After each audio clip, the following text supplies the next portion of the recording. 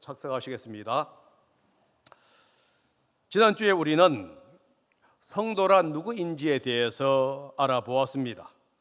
성도는 한때 하나님과 멀리 떨어져 있던 사람이었습니다. 그러나 이제는 예수님 안에서 산돌이 된 사람들이지요. 왕 같은 제사장이면서도 하나님의 소유가 된 백성이 바로 우리 성도라는 의미입니다. 그렇다면 이런 질문을 던지게 됩니다. 하나님의 백성은 이 세상 속에서 어떠한 삶을 살아가야 하는가? 불신의 이 사회 구조 속에서 하나님의 백성들은 어떻게 살아가야 할 것인가 하는 질문을 던지게 됩니다. 오늘 본문은 그 질문에 답을 하고 있습니다. 베드로는 성도들의 정체성에 대해서 이야기한 후에 이제 성도의 삶을 이야기하고 있지요. 하나님의 백성은 이 세상에서 나그네로 살아갑니다. 나그네로서 욕망을 절제하고 권위에게 순종하며 자유를 바르게 사용하는 것, 이것이 바로 하나님의 백성으로서 살아가는 삶이라는 것을 오늘 베드로가 이야기해 주고 있습니다. 먼저 베드로는 성도들에게 육체의 정욕을 멀리하라 라고 권면합니다.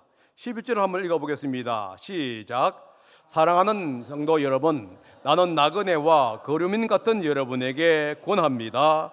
영혼을 거슬려 싸우는 육체적 정욕을 멀리 하십시오.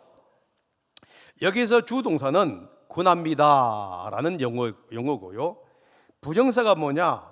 육체적 정욕을 멀리 하십시오. 그러니까 권하고 있는 그 내용이 뭐냐 하면은 육체의 정욕을 멀리 하라는 것입니다. 여기서 멀리 하라는 용어는 한 번만 피하면 됩니다 라는 의미가 아니고 계속해서 멀리 하라고 하는 의미가 있습니다. 끊임없이 육체의 정욕을 경계하라고 하는 의미입니다. 베드로는 이 명령을 누구에게 한 것일까요? 성경은 이렇게 얘기하죠. 나그네와 거류민이라고 얘기합니다. 이게 우리 믿는 성도들이에요. 베드로는 성도를 지금 가르쳐서 나그네와 거류민으로 지금 부르고 있습니다. 그 이유는 뭐냐 하면은 우리는 이 땅에 살고 있지만 이 땅이 우리의 영원한 집이 아니기 때문에 그렇습니다. 우리는 지나가는 사람이에요. 잠시 머무는 나그네요, 여행객이다 하는 겁니다. 그래서 믿는 사람은 이 세상을 목적지로 살아가는 사람이 아닙니다. 오히려 하나님의 나라를 바라보면서 살아가는 나그네 인생인 것이지요. 왜냐하면 우리는 하나님의 자녀이기 때문에 그렇습니다. 그리고 우리는 하늘나라의 시민이기 때문에 그렇지요. 그런데 이 나그네 된 성도는 이 세상에서 육체의 정욕을 경계해야 한다는 거예요. 세상을 살지만은 세상을 따라가는 사람이 되지 말아야 한다는 것을 얘기해 주고 있습니다.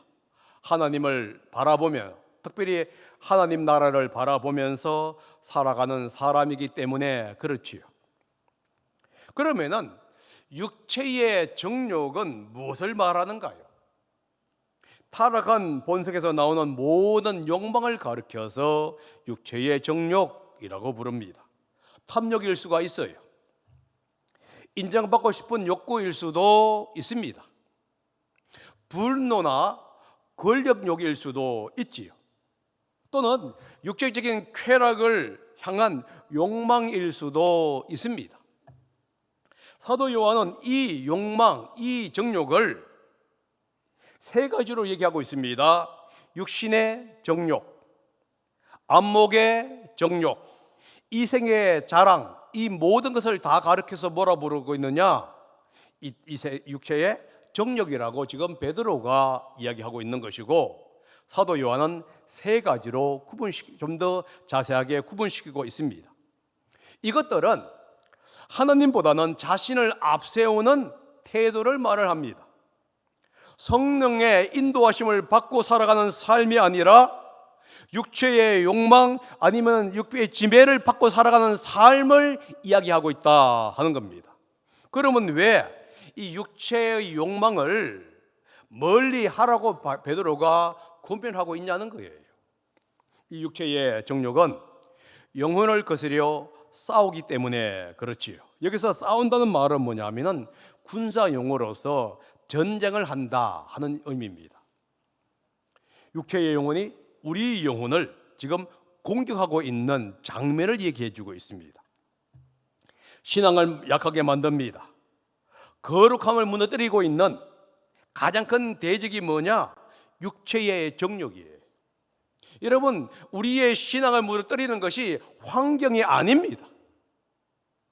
우리가 하나님 외에 나 자신의 생각을 따라가고 있는 육신의 정욕이 바로 우리를 무너뜨리고 있는 가장 큰 대적이라고 지금 베드로가 말을 하고 있는 것입니다.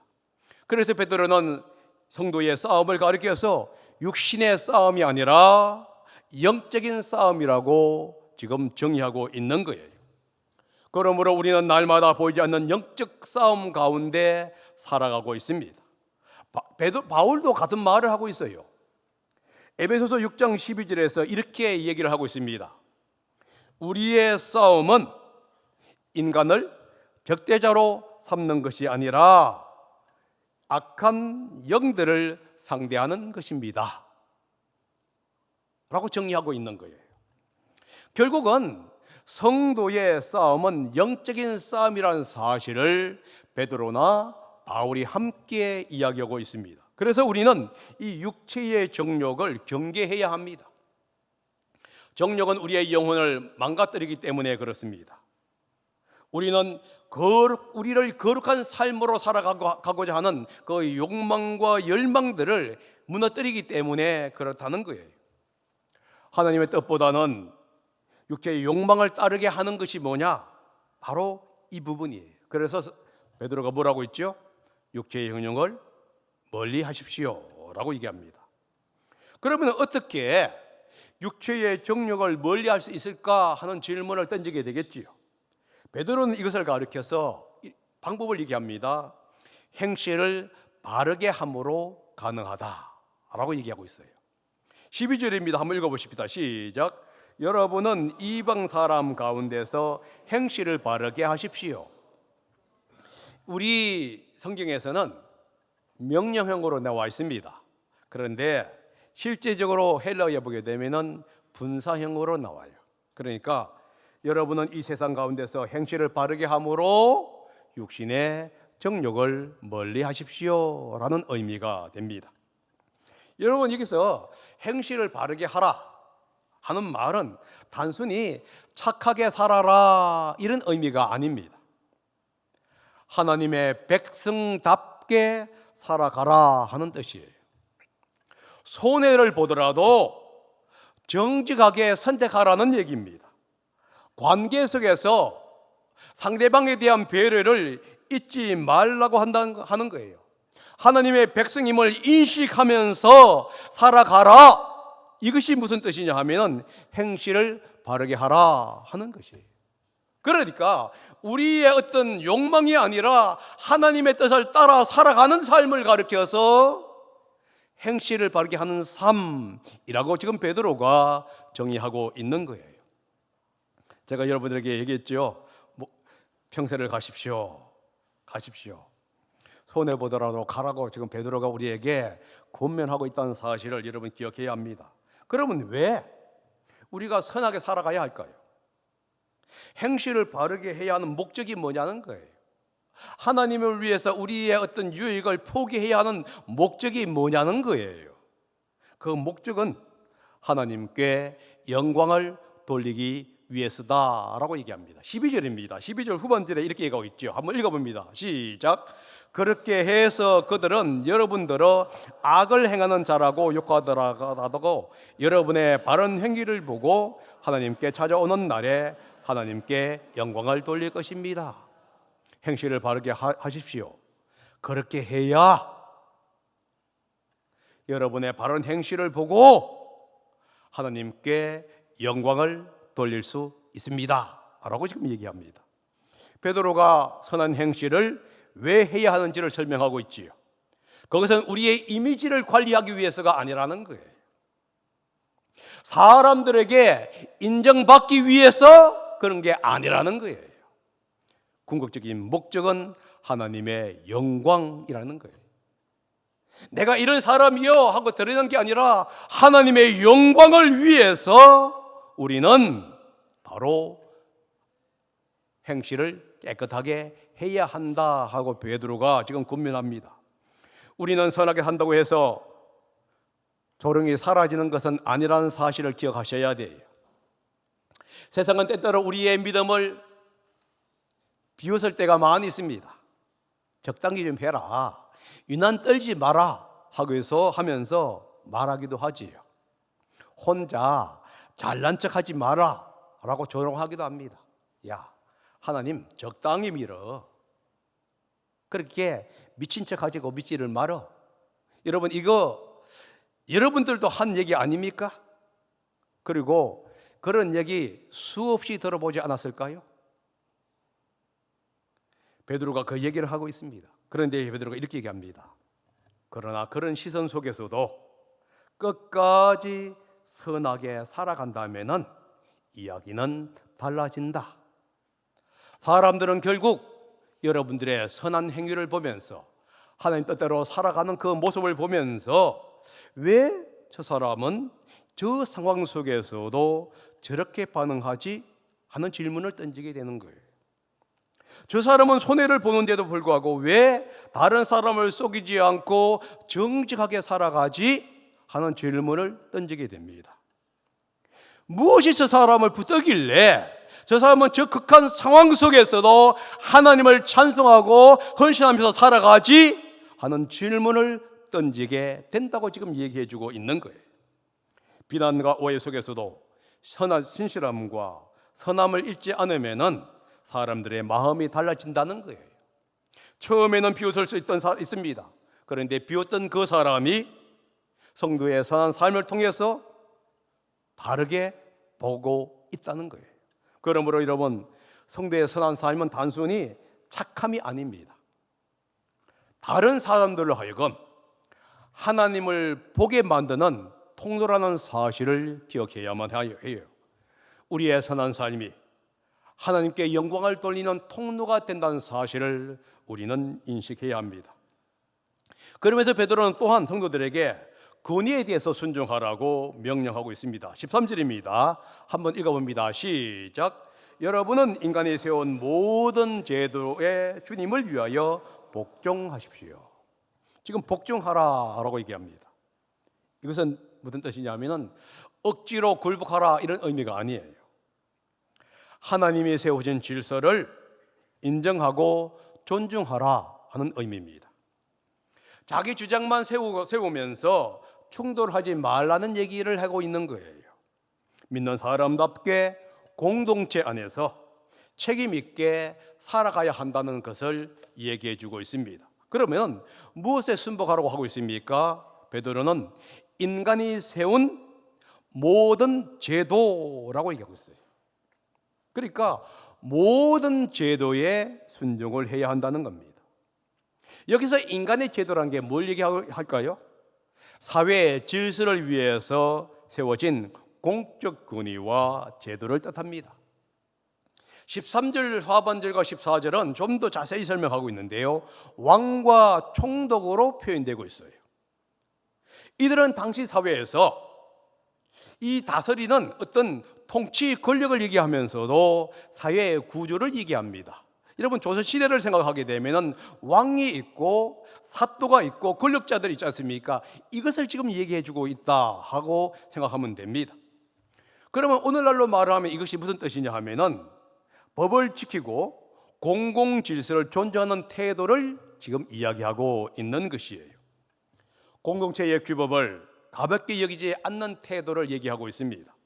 믿음 안에서 책임 있는 시민으로 살아가라고 하는 것이, 성도는 공동체의 질서를 위해서 세워진 권위에 순종해야 한다는 사실을 이야기하고 있습니다. 왜 하나님이 이런 권위를 주었을까요? 베드로가 이렇게 얘기하고 있습니다. 악인을 벌하고 선한 사람에게 상을 주기 위해서. 여러분, 이게 무슨 뜻이냐면은 사회 질서를 유지하기 위해서라는 의미가 들어가는 거예요. 하나님은 혼란보다도 질서를 원하십니다. 그래서 공동체를 위해서 권위를 허락하신 거예요. 그리고 성도들에게 그 권위에 존중하고 권위에 순종하라고 우리에게 권면하고 있는 겁니다. 그렇다면 왜 성도는 권위에 순복해야 하느냐 하는 질문을 던지게 되겠지요. 그 이유는 주님을 위해서라고 하는 거예요. 정부가 완벽했기 때문에 순종하라는 얘기가 아닙니다. 권력이 언제나 옳기 때문에 순종하라고 한 것이 아니에요. 내 생각과 그 정부가 같기 때문에 순종해라고 한 것도 아닙니다. 순복해야 할 이유는 사람이나 정부에 있지 않습니다. 궁극적인 이유는 뭐냐? 예수 그리스도 때문이라는 사실을 여러분 기억하셔야 돼요. 우리는 권력 자체를 섬기는 사람들이 아니에요. 오해하지 마십시오. 우리는 주님을 섬기는 사람이다 하는 거예요. 그래서 주님의 이름을 생각하면서 질서를 존중하라고 지금 베드로가 권면하고 있는 거예요. 우리의 순복은 두려움 때문이 아니라 믿음에서 나오는 태도라는 것을 여러분 인식하셔야 합니다. 당시 로마 제국은 좋은 정부가 아니었습니다. 그리스도를 박해하던 정부였고 시대였습니다. 억울한 일도 많이 당했던 거예요. 재산도 탈취당할 때가 많고요. 수많은 믿음의 사람들이 죽음의 길을 갔던 시대입니다. 그런데 베드로는 뭘 하고 있느냐? 순복하라고 얘기하고 있어요. 왜냐하면 순복의 기준이 정부가 아니고 완전함이 아니라 주님이시기 때문에 그래요. 그래서 13절에 이렇게 갑니다. 여러분, 인간이 세운 모든 제도에 순복하십시오 이렇게 얘기했습니까? 아닙니다. 성경을 자세히 보세요. 빨간 불을 보세요. 여러분은 인간이 세운 모든 제도에 주님을 위해서, 다른 말로 말하면 주님 때문에, 주님의 영광을 위해서 복종하십시오 라는 거예요. 여러분, 그리스도인들은요, 이 세상 속에서 무질서한 사람으로 보일 때가 많았다는 거예요. 초대교회 성도들은 많은 오해를 받았습니다. 사회 질서를 어렵히는 집단으로 여겨졌어요. 황제를 거역하는 위험한 사람들, 모반꾼들로 여겨졌던 시대가 있었습니다. 자기들끼리만 모이는 폐쇄적인 집단으로 오해받기도 했던 거예요. 그래서 베드로가 말한 겁니다. 성도는 이 땅의 나그네요 여행객으로 살아가는 사람입니다. 그렇다 할지라도 예수님을 믿는다는 이유 때문에 무리한 사람이 되어서는 안 됩니다 라고 얘기하는 거예요. 질서를 가볍게 여기는 사람이 되어서는 안 됩니다. 그리스도인들은 공적 책임을 지는 사람이지 공적 책임을 외면하는 사람이 아닙니다. 법을 존중해야 합니다. 시민으로서 책임을 다해야 합니다 라고 권면하고 있는 겁니다. 그러나 이 권면은 무조건적인 복종을 뜻하는 것은 아니에요. 성경은 분명한 한계를 우리에게 줍니다. 사도행전 5장 29절입니다. 한번 읽어봅니다. 시작. 베드로와 사도들이 대답하였습니다. 사람에게 복종하는 것보다 하나님께 복종하는 것이 마땅하다. 똑같은 베드로가 얘기하고 있지요. 사람에게 복종하는 것보다 하나님께 복종하는 것이 더 마땅하다. 국가 권력이 하나님의 뜻을 정면으로 거스릴 때가 있다는 거예요. 죄를 강요할 때가 있습니다. 하나님의 말씀을 버리라고 요구할 때도 있습니다. 그때 성도들은 국가의 편에 서는 것이 아니라 하나님의 편에 서야 한다는 것을 지금 베드로가 얘기하고 있는 거예요. 성경은 맹목적인 복종을 요구하지 않습니다. 하나님의 뜻 안에서 책임 있게 순종하라고 우리에게 말씀하고 있습니다. 우리는 국가의 종은 아닙니다. 오히려 하나님의 백성이라는 사실을 기억해야 합니다. 그래서 하나님께 속한 사람은 국가의 권위를 존중해 주어야 한다는 거예요. 왜 선하게 순종해야 하지요? 15절에 그 이유를 설명합니다. 한번 읽어봅니다. 시작. 선을 행함으로 어리석은 자들의 무지한 입을 막는 것이 하나님의 뜻입니다. 성경에 뭐라고 했죠? 선을 행함으로 무지한 자의 입을 막는 것, 그것이 하나님의 뜻이라는 거예요. 베드로는 논쟁으로 오해와 비난을 이기라 이렇게 말하지 않았습니다. 말싸움으로 자신을 증명해라 라고 얘기하지도 않았다는 거예요. 오히려 뭘 하고 있습니까? 선을 행함으로 이겨야 한다는 거예요. 바른 삶으로 오해와 비난을 잠잠하게 하라고 얘기하는 겁니다. 비난, 어리석은 입은 항상 존재하고 있는 거예요. 우리가 어떤 삶을 산다 할지라도 항상 존재합니다. 그럴 때 우리는 힘으로, 논쟁으로 그것을 이기는 것이 아니에요. 삶이에요. 바른 삶, 깨끗한 삶을 통해서 여러분, 그 세상은 그리스도인들을 오해할 수 있습니다. 비난할 수가 있어요. 그러나 성도는 정직하게 살아가야 한다는 거예요. 그럴 때 이야기가 달라져요. 책임 있게 살아간다면 비난은 힘을 잃게 되는 겁니다. 결국 성도의 삶 자체가 중요합니다. 말보다 삶이 더 큰 설득력을 갖고 있다는 것을 여러분 기억하셔야 돼요. 선한 행실이 복음의 신뢰성을 세웁니다. 선한 행실이 우리가 믿음의 사람이라는 것을 증명해 준다는 겁니다. 그래서 성도들은 두려움 때문이 아니라 믿음 때문에 질서에 순종해야 하는 거예요. 예수님의 이름을 드러내기 위해서 정부에 순종해야 한다고 지금 이야기하고 있습니다. 그러면 여러분들 이렇게 질문할 수 있습니다. 왜 우리는 스스로가 순종해야 할까? 베드로는 뜻밖의 이야기를 하고 있어요. 16절 한번 읽어보십시다. 시작. 여러분은 자유인으로 사십시오. 지금 순종하라고 얘기하다가 갑자기 뭐로 바뀌냐 하면은 여러분은 자유인으로 사십시오라고 얘기하고 있어요. 그리스도인은 자유인입니다. 여기서 자유라는 의미가 뭐냐면 속박에서 풀려난 사람이라는 뜻이에요. 주의 종이 아닙니다. 이제 자유로운 사람이 되었습니다. 정부의 종이 아닙니다. 그리스도의 백성이 되었습니다. 그래서 자유인으로 사십시오. 그러면서 지금 베드로가 중요한 설명을 지금 덧붙이는데요. 16절 후반절에 있어요. 한번 읽어봅니다. 시작. 그러나 그 자유를 악을 행하는 구실로 쓰지 말고 하나님의 종으로 사십시오. 여기에서 핵심이 있습니다. 자유인입니다. 그런데 그 자유를 악을 행하는 구실로 쓰지 말고 하나님의 종으로 살아가라. 하나님의 뜻으로 순종하라, 주를 위해서 순종하라는 말과 일치하지요. 그리스도인들의 자유는 방종이 아니라는 것을 얘기해 주고 있어요. 마음대로 살아도 된다는 의미를 하고 있는 것이 아닙니다. 우리는 죄의 지배에서 자유를 얻었습니다. 세상의 두려움에서 자유를 얻었어요. 그러나 자기 욕망대로 살아가라고 하는 자유를 얻은 것은 아니라는 거예요. 오히려 하나님께 속한 자유를 얻게 된 것입니다. 그래서 자유인으로 더 책임 있게 생활하라 하는 거예요. 자유인이기에 법을 무시해도 된다는 뜻이 아닙니다. 자유인이기에 권위를 인정하지 말고 네 법대로 해라 하는 의미도 아니에요.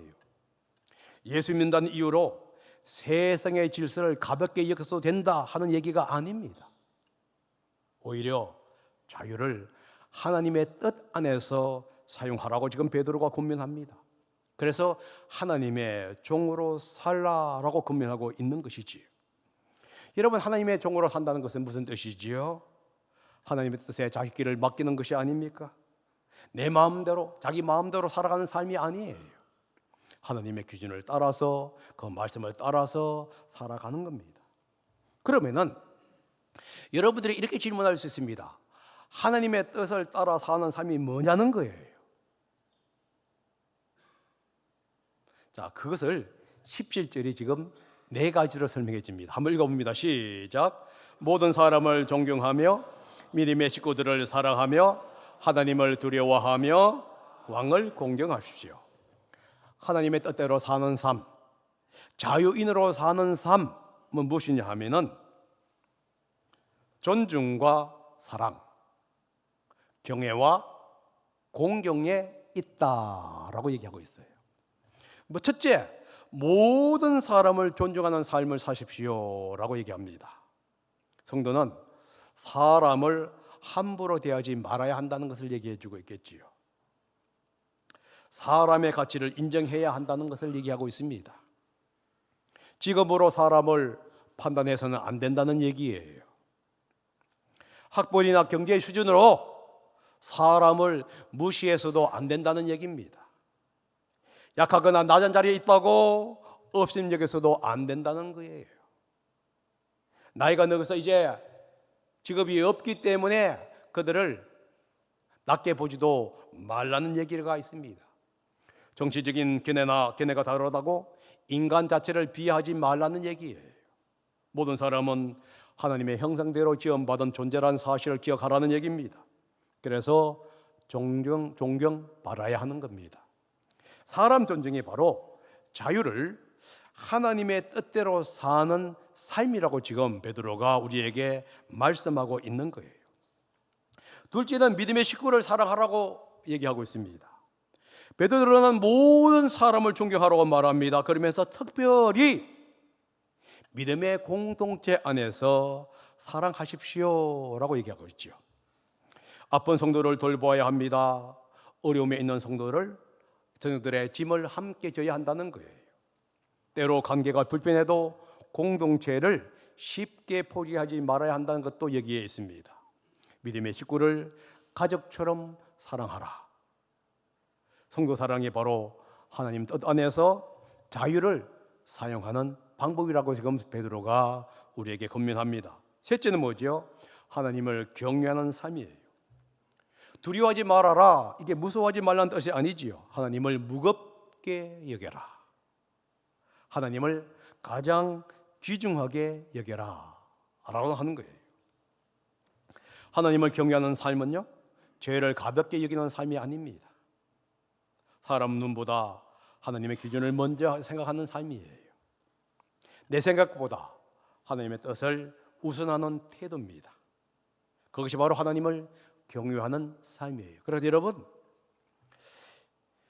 하나님이라는 이름을 갖고 여러분들 가볍게 여기지 마십시오. 그리고 내 하고 싶은 대로 다 하면서 하나님의 뜻이다, 제발 좀 이렇게 하지 마셔요. 먼저 하나님께 물어봐야 돼요. 주님, 이거 할까요 말까요? 자기가 다 결정해 놓고 하나님의 뜻이라고 얘기를 해요. 우리는요. 여러분, 성경은 우리에게 기도하라고 얘기합니다. 그런데 기도를 가장 많이 하는 사람이 하나님의 뜻을 무시할 때가 너무도 많아요. 우리가 때때로 금식합니다. 여러분, 왜 금식을 합니까? 하나님을 협박하기 위해서 금식할 때가 종종 있지 않을까요? 주님, 나 죽으니까 내 뜻대로 해주세요. 주님, 우리 교회 건축하는데 나 죽어요. 그러니까 안 되지면 나 죽을 거예요 하면서 여러분 금식하지 않습니까? 여러분의 사업을 위해서 주님, 내 뜻대로 사업이 되어야 하는데 안 됩니다. 그러니까 금식하면서 협박하고 있는 거예요. 여러분, 가장 중요한 금식이 뭐고 기도가 뭐냐? 주님, 왜 이것을 해야만 합니까? 이거예요. 주님, 내가 경제적으로 어렵습니다. 사업이 어렵습니다. 이걸 통해서 나에게 뭘 가르쳐주고 싶습니까? 주님, 내가 건강으로 문제가 있습니다. 이걸 통해서 무엇을 내가 배워야 할까요? 그리고 주님, 어떻게 해야만이 건강해서 이겨낼 수 있습니까? 이렇게 기도해야 하지 않을까요? 그럼 주님께서 기도해라 하면 기도하면 되고, 운동해라 운동하면 됩니다. 약을 먹어라 약을 먹으면 돼요. 의사를 만나라 의사를 만나면 되는 것이죠. 그런데 우리는 뭘 하냐면 무조건 주님 낫게 해 주십시오 라고 기도한단 말이죠. 그러면서 그것이 하나님의 뜻이라고 얘기하고 있는 거예요. 여러분, 그것이 바로 하나님을 경외하는 삶이 아니에요. 하나님은 어느 때에는 어떤 목적 때문에 우리에게 고난의 길을 걷게 한다는 거예요. 그러므로 주님, 이 고난의 길, 이 어려움의 길을 통해서 주님이 저에게 가르쳐 주고자 하는 그 목적이 무엇입니까? 우리는 이렇게 질문하는 것이 바로 하나님을 경외하는 삶이다 하는 겁니다. 네 번째는 왕을 공경하는 삶입니다. 여기서 왕은 당시 로마 황제를 얘기해요. 그리스도인들은 박해 속에 살고 있습니다. 그런데도 베드로는 왕을 공경하라 라고 얘기하고 있어요. 이 말은 권위를 함부로 대하지 말라 하는 겁니다. 사회 질서를 존중하라는 것이에요. 지도자를 비판할 수 있어요. 그러나 조롱하거나 혐오해서는 안 됩니다. 정치적 견해가 달라도 증오하는 마음과 미워하는 마음으로 이야기해서는 안 된다는 것을 얘기해 주고 있는 거예요. 왕은 공경의 대상입니다. 그러나 경배의 대상은 아니라는 사실을 여러분 기억하셔야 됩니다. 오직 하나님만 경배를 받는 분입니다. 그래서 하나님은 하나님의 뜻과 충돌될 때에 하나님을 먼저 선택하라고 얘기하고 있어요. 그렇다고 해서 권위를 무시하지는 말아라. 여러분, 공경은 맹목적인 복종을 얘기하지 않습니다. 권위를 존중하는 태도입니다. 그래서 그리스도인들의 자유는 질서를 무너뜨리는 자유가 아닙니다. 오히려 하나님의 뜻 안에서 책임 있게 살아가는 자유를 얘기하고 있다 하는 겁니다. 사랑하는 성도 여러분, 베드로는 오늘 우리에게 나그네의 삶을 얘기합니다. 우리는 나그네라고 얘기합니다. 그러면서 나그네의 삶은 정욕을 멀리하는 거예요. 주님을 위해서 권위에 순종하는 겁니다. 그리고 자유를 하나님의 뜻 안에서 사용하는 삶이라고 말씀해 주고 있습니다. 이번 한 주간 두 가지만 한번 실천해 보십시오. 첫째, 내 안에 정욕이 무엇이 있는지를 한번 생각해 보라 하는 겁니다. 분노, 탐욕, 인정 욕구와 같은 그런 자기중심적인 어떤 것이 뭐가 있는지를 생각해 보시고요. 가장 약한 부분이 뭔지를 한번 선택해 보십시오. 그리고 그것이 순간순간마다 올라올 때에 이렇게 기도하십시오. 주님, 욕망이 아니라 믿음을 따르게 도와주십시오. 이렇게 간단하게 기도하시면 됩니다. 두 번째는요, 권위에 존중하는 말을 실천해 보십시오. 가정이나 직장, 사회에서 지도자나 권위자에 대한 비난과 조롱의 말을 하지 말라는 얘기는 안 합니다. 줄여보십시오. 대신에 이렇게 한번 기도해 보세요. 주님, 저 사람들을 축복하십시오. 나와 틀리지만은 그러나 주님 복 주세요. 이렇게 기도하는 여러분과 제가 되기를 바랍니다. 여러분, 나그네는요, 세상을 따라 살아가는 사람이 아니에요. 하나님을 바라보며 살아가는 사람입니다. 그러므로 오늘도 우리는 정욕과 싸워야 되고요, 주님을 위해서 순복해야 합니다. 그리고 자유를 하나님의 뜻 안에서 사용할 줄 알아야 합니다. 기도하겠습니다.